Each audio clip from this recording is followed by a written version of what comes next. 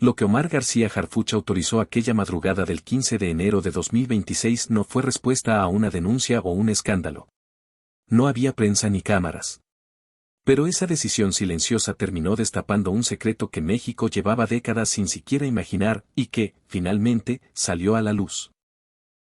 A las 5:45 de la mañana, mientras los huéspedes del Hotel Villa Moreno seguían dormidos frente a la bahía de Acapulco, un grupo reducido de agentes federales entró sin uniformes, sin sirenas y sin cámaras.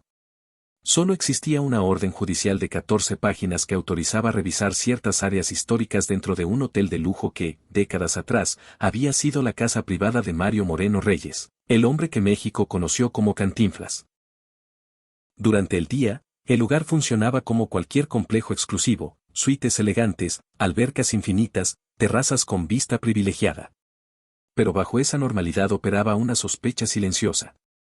Porque antes de convertirse en hotel en 2009, esa propiedad fue el refugio personal que Cantinflas mandó construir en 1962, en pleno auge de su carrera.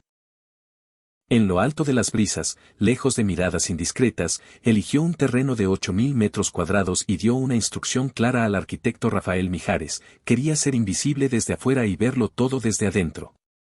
El resultado fue una estructura de 3 niveles incrustada en el acantilado. Desde la calle solo se apreciaba un muro de piedra. Detrás, balcones abiertos a la bahía, áreas sociales privadas y, en el nivel inferior, un estudio personal sin ventanas al exterior, aislado del mundo. Ese era el espacio donde Mario dejaba de ser Cantinflas. Llegaba solo, sin chofer, sin avisos, se encerraba durante días. No asistía a fiestas, no recibía vecinos. Aquí soy solo Mario, dijo alguna vez. Y así fue durante casi 3 décadas. Cuando murió en 1993, la propiedad quedó atrapada en disputas legales que la mantuvieron abandonada 15 años. En 2008, inversionistas la adquirieron y decidieron transformarla en hotel boutique. Remodelaron habitaciones, añadieron albercas, modernizaron interiores. Pero al revisar el nivel inferior encontraron algo distinto: el estudio personal estaba intacto. Libros, muebles y objetos permanecían como si el tiempo se hubiera detenido a principios de los 90. Tras consultar con la familia, optaron por sellarlo. Se levantó un muro frente a la escalera que conducía a ese espacio y, en los planos oficiales, simplemente dejó de existir. Así abrió Villa Moreno en 2009. Durante 17 años, miles de huéspedes durmieron sobre un cuarto congelado en el pasado sin saberlo. El hotel prosperó con discreción. Se mencionaba que la propiedad había pertenecido a una figura relevante del cine mexicano, pero nada más. Si te gustan las historias que revelan lo que nadie se atreve a contar, suscríbete ahora al canal Operación Harfuch. Porque aquí no solo hablamos de lo que se ve, hablamos de lo que se oculta. Entonces algo cambió. En diciembre de 2025, tras resolverse los últimos litigios sobre el patrimonio de Cantinflas, una persona con conocimiento de la remodelación contactó a autoridades culturales federales. Alertó que el estudio sellado nunca fue catalogado oficialmente y que podía contener materiales de valor histórico sin protección institucional. La preocupación no era un delito, sino la posibilidad de que piezas relevantes para la memoria cultural estuvieran encerradas en una propiedad privada operando con fines comerciales. La Secretaría de Cultura, el Archivo General de la Nación discutieron el caso. El dilema era delicado: el inmueble era privado y funcionaba legalmente como hotel. Para intervenir, necesitaban demostrar ante un juez que el interés público superaba el derecho de propiedad. La autorización finalmente llegó. Y por eso, aquella madrugada de enero, mientras el hotel seguía atendiendo huéspedes sin interrupciones, un equipo especializado descendía hacia un nivel que oficialmente no existía. La pregunta que comenzó a circular semanas después no era si el operativo había ocurrido, sino que podía permanecer intacto después de más de 30 años en un cuarto sellado. ¿Y por qué alguien decidió que ese silencio ya no podía continuar? No fue un asunto de seguridad nacional en el sentido clásico. Fue algo más delicado. Cuando el aviso llegó a instancias culturales, alguien entendió que necesitaban a una oficina acostumbrada a operar sin ruido, sin filtraciones y sin errores. Por eso contactaron a Omar García Harfuch. Revisó el argumento legal, habló con sus asesores y concluyó que había base suficiente: posible patrimonio cultural encerrado, sin catalogar, en riesgo de perderse. La solicitud se presentó ante un juez federal la primera semana de enero de 2026. El 13 de enero, la orden fue concedida con condiciones estrictas, mínima afectación al hotel, presencia de los propietarios y registro fotográfico de todo. Solo se retiraría material si existía fundamento legal claro.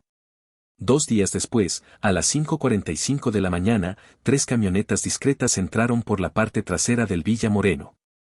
Bajaron abogados, expertos en patrimonio histórico, fotógrafos forenses y Omar García Harfuch al frente. Los guiaron hasta una pared blanca sin importancia aparente. Detrás estaba la puerta del estudio sellado desde 2009. Retiraron el muro, apareció la madera maciza, y Rodrigo Beltrán sacó una llave guardada por más de 15 años. La cerradura cedió.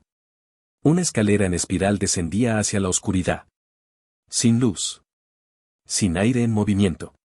Abajo, otra puerta. La abrieron. El estudio estaba intacto. 6 por 4 metros. Sin ventanas. Paredes terracota, piso de madera oscura, estantes hasta el techo, un escritorio amplio, un sofá pequeño. Todo cubierto por polvo fino, pero preservado como si el tiempo hubiera quedado suspendido en 1992. Es un museo personal, murmuró uno de los especialistas. Antes de tocar nada, fotografiaron cada rincón. Luego comenzó la catalogación. En el escritorio había contratos de los últimos años, un guión inédito con anotaciones manuscritas y correspondencia personal. Entre los papeles apareció una carta nunca enviada, fechada en julio de 1992, dirigida a su hijo. En ella, Mario hablaba de esa casa como el único lugar donde había podido ser auténtico. Donde no actuaba para nadie. Donde existía sin el peso del personaje. En los libreros había más que cine. Filosofía, psicología, identidad pública. Texto subrayado sobre la diferencia entre el escenario y el detrás de escena.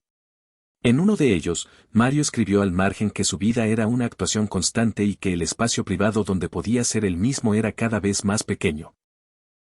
No era la voz del comediante. Era la de un hombre agotado por sostener una máscara durante décadas. Los álbumes fotográficos confirmaron esa intimidad. Imágenes nunca publicadas, Mario solo frente al mar, pensativo, distante de la figura pública que el país adoraba. Y también fotografías repetidas, a lo largo de varios años, con el mismo hombre. No eran escandalosas. Eran cercanas. Brazos sobre hombros, risas compartidas, una complicidad evidente. Una relación significativa que jamás formó parte de la narrativa oficial. Nadie dijo nada en voz alta, pero todos entendieron que estaban viendo fragmentos de una vida cuidadosamente protegida. El hallazgo más desconcertante estaba en un armario empotrado. Ropa personal, camisas de lino, sandalias, prendas informales. Y, en una funda aparte, un vestido azul claro de los años 80, zapatos de tacón de talla grande, una peluca castaña y maquillaje usado. Cuando el especialista sostuvo el vestido bajo la luz portátil, el silencio fue absoluto. Lo que había sido durante décadas una sospecha intangible ahora tenía forma física. En ese cuarto sellado no solo había documentos históricos. Había evidencia de una identidad privada que Mario Moreno eligió mantener fuera del alcance del público. Y la pregunta dejó de ser qué había en el estudio. La verdadera pregunta empezó a tomar otra dimensión. ¿Qué historia decidió ocultar el hombre que hizo reír a todo un país? Rodrigo Beltrán apenas alcanzó a susurrar que no podía ser, pero lo que tenían enfrente ya no era un rumor ni una teoría, era algo físico, guardado con obsesión y pensado para no ser encontrado jamás. Un abogado rompió el silencio con la pregunta que todos tenían atorada en la garganta, como si decirla en voz alta pudiera cambiar la realidad. Harfuch lo detuvo antes de que la palabra se volviera sentencia. No estamos aquí para inventar una historia, dijo. Estamos aquí para registrar hechos. Lo único verificable es esto: Mario Moreno guardó ropa y objetos asociados a una expresión femenina en el lugar más privado de su vida. Cualquier conclusión sobre por qué lo hacía o qué significaba para él, sin evidencia directa, es especulación. Pero la evidencia directa empezó a aparecer en cada detalle. El vestido no era una prenda nueva ni un vestuario improvisado. Estaba usado, con desgaste en costuras, marcas de manipulación repetida y etiquetas arrancadas con cuidado, como si alguien hubiera eliminado cualquier rastro que pudiera delatar el origen. Los zapatos tenían las suelas gastadas. La peluca mostraba señales de haber sido peinada y acomodada más de una vez. No eran objetos decorativos. Eran pertenencias de uso privado. Luego encontraron una caja pequeña en lo alto del armario. Dentro había joyería, aretes de clip, collares, pulseras. Y una fotografía suelta, guardada aparte, como si fuera demasiado importante para quedar mezclada con el resto. En la imagen, una figura vestida con el mismo vestido azul y la peluca castaña aparecía dentro de ese mismo cuarto. El perfil no dejaba margen, la similitud física con Mario era inconfundible. Y lo que hizo que el aire se volviera más pesado no fue el atuendo, sino la expresión. No había comedia, no había teatro, no había burla. Era alguien existiendo, sin máscara. Detrás de la foto, una frase escrita a mano apretó el estómago del equipo: ¿quién soy cuando nadie mira? Harfuch sostuvo la imagen un largo momento y habló con una claridad que sonó más a advertencia que a explicación. Lo que hay aquí es extraordinariamente personal. Él lo escondió con capas de secreto que no se construyen por casualidad. Tenemos permiso legal para documentar, sí. Pero también una responsabilidad ética enorme. Esto no es evidencia de crimen, no hay víctima, no hay un daño público que justifique convertir su intimidad en espectáculo.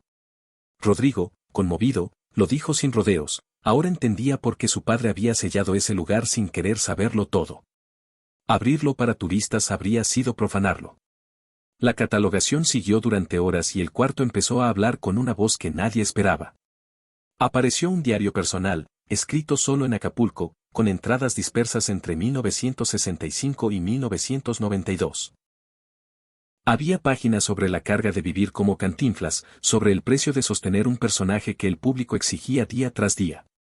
Y había entradas que ya no dejaban espacio a interpretaciones cómodas. Mario describía, con lucidez dolorosa, que vestirse de esa manera no era una broma, ni un acto para impresionar a nadie, sino una forma de encontrar paz y sentirse completo en un país y en una época donde esa parte de sí mismo no tenía permiso de existir. Los especialistas fotografiaron cada página, entendiendo la paradoja. El documento era culturalmente enorme, pero también era una confesión que nunca fue escrita para el mundo. Una de ellas, psicóloga y archivista, lo resumió con frialdad profesional y una compasión inevitable: no estaban viendo un personaje, sino una expresión de identidad que no encajaba con la masculinidad que el México de entonces le exigía al ídolo. Harfuch reunió al equipo. La decisión tenía que tomarse ahí, sin margen para errores ni filtraciones. Todo quedaba bajo confidencialidad máxima. Se haría un registro oficial de la existencia de esos objetos, pero quedarían sellados de inmediato. Y antes de cualquier paso a futuro, habría consultas con expertos en ética, con historiadores especializados y con la familia, si aceptaban participar. Los elementos más sensibles fueron embalados en contenedores de conservación, sellados por separado y enviados a resguardo del Archivo General de la Nación. El resto del material del estudio se trasladó con restricciones menores. Cuando terminaron, habían tomado miles de fotos, llenado decenas de páginas de notas y catalogado más de un centenar de objetos. Y aún así, lo más pesado no eran los números, era la certeza de que habían tocado una vida que Mario Moreno se aseguró de que nadie mirara.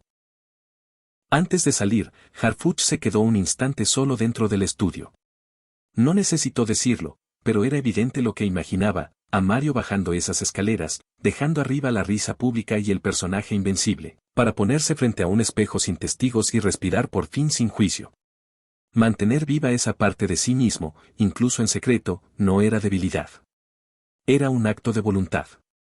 Salieron por la misma entrada de servicio. El hotel siguió funcionando. Los huéspedes desayunaron, nadaron, tomaron fotos frente al mar. No supieron que, debajo de sus pies, acababa de abrirse una puerta que llevaba cerrada desde 2009 y que, al abrirse, reveló un secreto capaz de reescribir lo que México creía saber de uno de sus íconos más grandes. Durante semanas, todo se mantuvo en silencio. Harfuch consultó a especialistas, conscientes de que el tema no solo tocaba fama, sino identidad y género, aún sensibles incluso en 2026. Un historiador advirtió que imponer etiquetas modernas sería tan injusto como ocultar la verdad.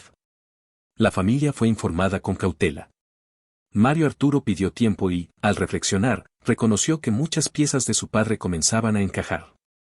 Su propuesta fue clara: preservar todo, pero mantenerlo sellado por 50 años. Hasta 2076, cuando el país pudiera entenderlo con mayor madurez. La decisión oficial siguió esa línea. Lo más sensible permanecería sellado por medio siglo, catalogado pero inaccesible. El estudio en el hotel volvería a cerrarse, ahora con vigilancia y cláusulas federales que impedirían tocarlo sin autorización. Rodrigo aceptó. Incluso insinuó que, algún día, cuando el tiempo hiciera su trabajo, podría convertirse en un museo preservado. Pero la palabra secreto tiene una forma de escaparse sola. Primero fueron rumores sin detalles. Luego, un blog sensacionalista lanzó un título calculado, y bastó para encender la curiosidad. Más tarde, un medio de investigación confirmó lo único que podían confirmar: si hubo cateo, si existía un estudio sellado, si se encontraron materiales personales que el Estado decidió proteger. Rodrigo no dijo qué era, pero dejó una frase que funcionó como chispa en gasolina: lo que se encontró muestra un lado de don Mario que el público nunca conoció. Y desde ese momento, la pregunta ya no fue si había algo escondido.